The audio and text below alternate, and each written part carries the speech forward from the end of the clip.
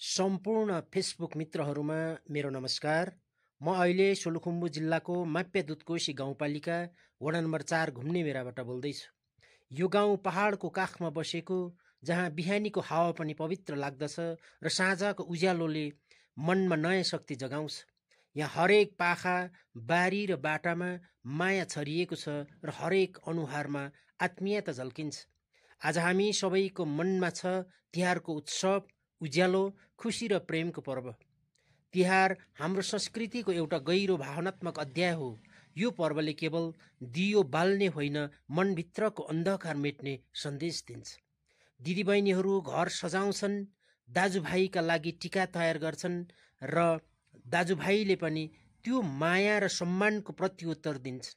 यही सम्बन्ध दिदीबहिनी र दाजुभाइको सद्भाव र ममताको अमूल्य नाता हो। भाइटिकाको यो रमाइलो क्षण, जहाँ प्रेम, आशीर्वाद र संस्कृतिको सुगन्ध मिसिएको हुन्छ, यो केवल एउटा संस्कार होइन, पुस्तौँदेखि चल्दै आएको हाम्रो पहिचान हो। हाम्रो घर, हाम्रो परिवार र हाम्रो गाउँ, यो सबैको उज्यालोले जीवन झन सुन्दर बनाउँछ। तिहारले हामीलाई सिकाउँछ अन्धकारमा पनि उज्यालो खोज्न सकिन्छ, दुःखमा पनि खुसी बाँड्न सकिन्छ र फरक ठाउँमा भए पनि माया जोड्न सकिन्छ।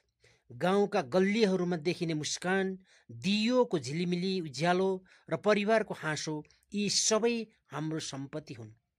यस तिहारको सबैको जीवनमा शान्ति र समृद्धि ल्याओस्, सबैका अनुहारमा खुसी चम्कियोस् र हाम्रो गाउँ, हाम्रो संस्कृति सधैँ नेपालीहरूको दोस्रो महान पर्व तिहार 2082 को सम्पूर्णमा हार्दिक शुभकामना। शुभ दीपावली, शुभ तिहार। धन्यवाद।